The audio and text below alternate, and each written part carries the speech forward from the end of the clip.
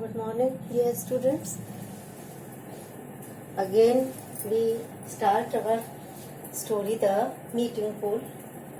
In the previous video, we have read that how Rusty is describing in first narrative the story of this meeting pool. And he describes that in the beginning he laid stress उसने सबसे पहले starting में जोर इस बात पर दिया कि इट वाज सोमीज आइडिया कि सोमी का आइडिया था कि हम फिर से मिलेंगे 10 years आफ्टर 10 years और वो उनकी डेट डिसाइड हुई थी 5 अप्रैल 1964 5 अप्रैल 1964 को उन्होंने डिसाइड किया था that when we will be man जब हम आदमी बन जाएंगे and no matter whether we are married or where we are or whether we are children but we should assemble यार एट मिड डे। उसमें उसके पश्चात उसने बताया कि किस प्रकार से एक दिन when he was on the mountains then he पहाड़ों पर था तब उसको एकदम से वर्षा देख सकता था वो कि नीचे से तलहटी से वर्षा आती हुई दिख रही थी, स्मेल कर रहा था और उसको पानी की जो आवाज आ रही थी मरमरिंग की उसके पीछे पीछे उसको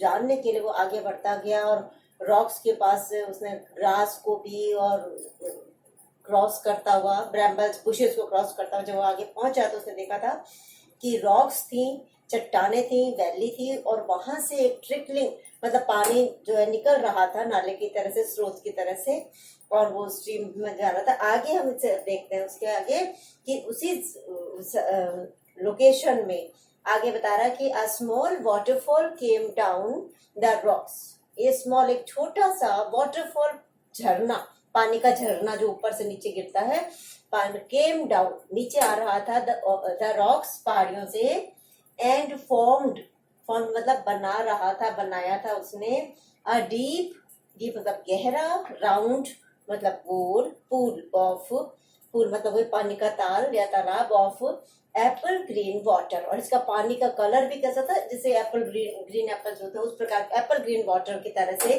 कलर वाला पानी कलेक्ट हुआ था। और पानी कहाँ से कलेक्ट हुआ था? ऊपर से, पहाड़ियों पर से, रॉक्स पर से, चट्टानों पर से एक वाटरफॉल या पानी का झरना नीचे आ रहा था। फिर वो कह रहा है ये सब आई कर रहा है, आई जो भी है वो रुष्टी है।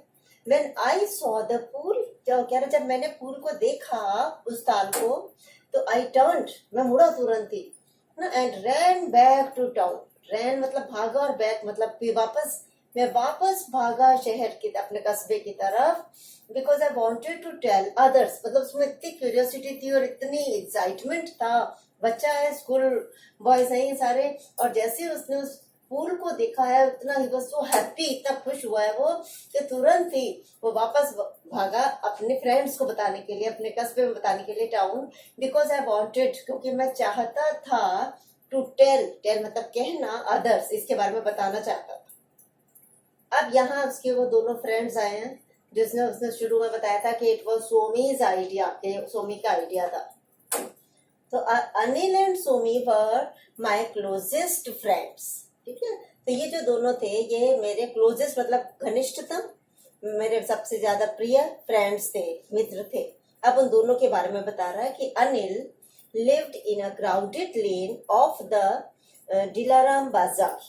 कहाँ रहता था? लोकेशन बता रहा था कि अनिल जो था वो लिव्ड रहता था इन अ क्राउडेड मतलब भीड़ भाड़ वाले इलाके में, लेन मतलब स्ट्रीट, गली में, ऑफ द दिलाराम बाजार के क्रॉस करने के बाद आगे जाकर के एक भीड़ भाड़ वाली गली में उसका ये फ्रेंड अनिल रहता था। अब उसकी नेचर कैसी थी? क्योंकि जो शॉर्ट क्वेश्चन आंसर आते हैं उसमें हम से पूछा जा सकता है कि ये डिस्क्राइब हिज टू फ्रेंड्स और या वो कहाँ रहता था, ये दिलाराम बाजार, लेन ऑफ द दिलाराम बाजार, वहां रहता था अनिल। ही वॉज वाइल्ड का मतलब होता है वैसे तो वाइल्ड का मतलब जंगली था, मतलब अनकंट्रोलेबल, बहुत ज्यादा एक्साइटेड हो जाता था, अनकंट्रोल्ड हो जाता था एंड लिटिल डेंजरस और थोड़ा खतरनाक किस्म का लड़का था। और क्योंकि subject to moods and impulses, वो सब्जेक्ट टू मूड्स एंड मतलब कि वो मूड जैसा उसका मूड होता था, और इम्पल्सेस और आवेग जैसे भी सडन अगर उसको क्रोध आ गया या कभी बहुत खुश हो गया या बहुत ज्यादा एक्साइटमेंट हो गया, तो जिस प्रकार का उसका मूड था और जिस प्रकार के से उसके आवेग होते थे उनके हिसाब से वो काम किया करता था। इसलिए वो थोड़ा सा खतरनाक किस्म का व्यक्ति था, लड़का था। But he had a certain animal charm, लेकिन उसमें जो है एक प्रकार से फिजिकल चार्म, एनिमल्स के प्रकार के जो आकर्षण होते हैं उनके साथ रहने का, उस प्रकार के खेल खेलने का उसमें एक चार्म मतलब अट्रैक्शन था। ये तो अनिल का हुआ। आगे चलते हैं, उसका next friend Somi. On the other hand, on the other hand मतलब इसके विपरीत, अलग अलग नेचर है तीनों लड़कों की, लेकिन फ्रेंडशिप है क्योंकि कुछ ना कुछ चीजें जो थी उसमें कॉमन थी।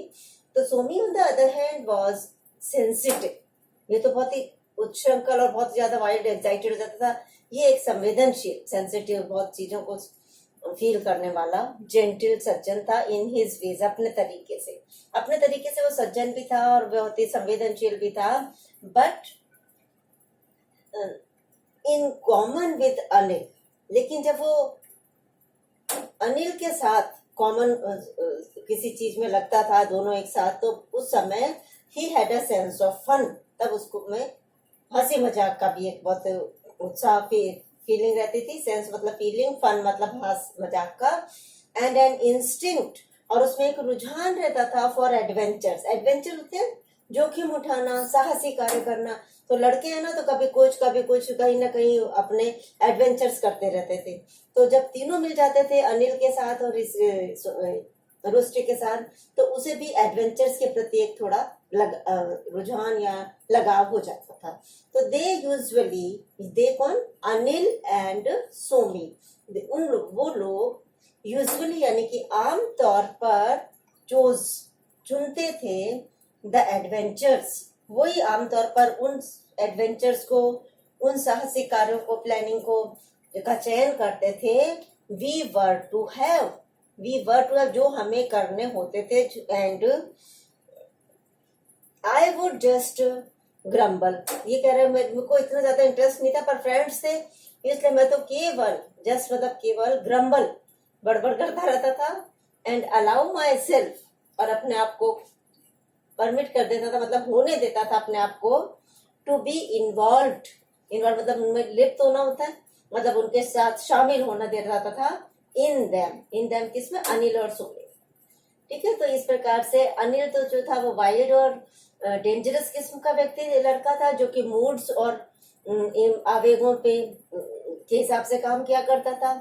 सोमी जो था वो सेंसिटिव था, जेंटल था, लेकिन जब इसके साथ लग जाता था तो दोनों को एडवेंचर्स में रुझान हो जाता था, और इसलिए वही दोनों डिसाइड करते थे कि उनको कौन से एडवेंचर्स करने हैं। तो लेकिन लेखक ये जो स्पीकर है, हमारा नरेटर है, वो ये कह रहा है कि आई वुड जस्ट ग्रम्बल, मैं तो केवल बड़बड़ करता रहता था, पर वो दोनों जा रहे हैं तो मैं भी I allow myself to be involve, मैं अपने आप को लिप्त होने देता था उनके साथ। इतना होने के बावजूद भी एडवेंचर्स में सब वही डिसाइड करते थे। लेकिन यहाँ आके कह रहा है, लेकिन but the pool was my discovery, लेकिन पूल तो मेरी ही खोज था।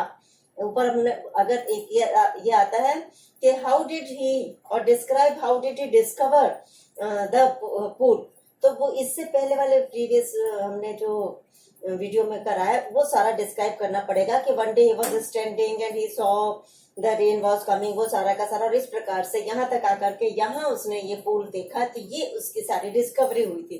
तो यहाँ पे again he repeats the same thing, फिर से वही रिपीट कर रहा है कि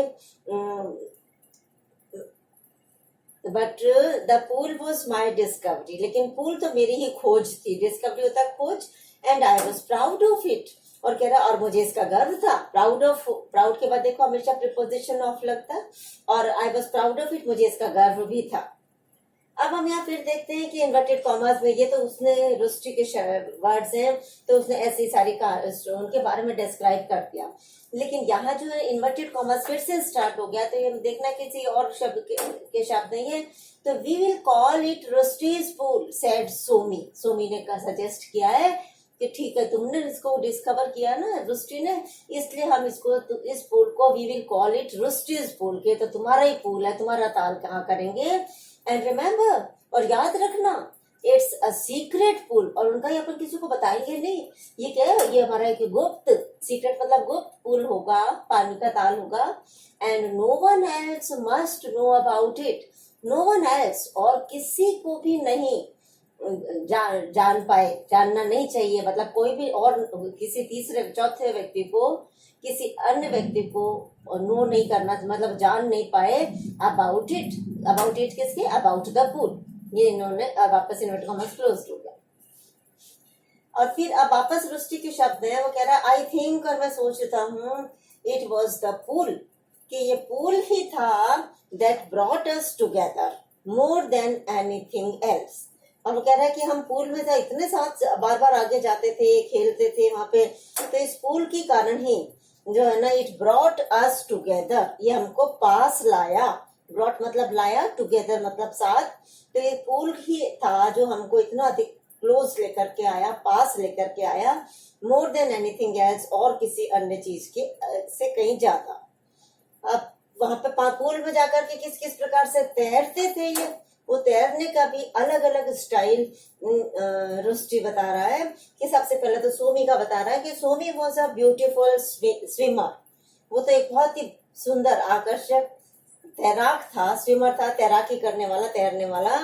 और वो क्या करता था, ही डाइव्ड ऑफ, डाइव करना होता है तो गोता लगाना, कूदना पानी के अंदर, तो वो डाइव्ड ऑफ करता था रॉक्स, ऊपर चट्टानों पर से पानी में कूदता था। एंड वेंट ग्लाइडिंग, और फिसलता हुआ, अबाउट अंडर द वाटर, पानी में फिसलता हुआ सा तैरने लग जाता था। Like a long golden fish, एक लंबी सुनहरी मछली के समान, या सिमिली यूज करी उसने, उसके मूवमेंट को उसने एक लंबी और सुनहरी फिश के साथ तुलना की है। किस प्रकार से वो ऊपर से रॉक से डाइव ऑफ करता था, इसमें छलांग लगाता था, कूदता था, और उसके पश्चात वो तैरना चालू कर देता था, ग्लाइड करना चालू कर देता था, लॉन्ग गोल्डन फिश के समान ही।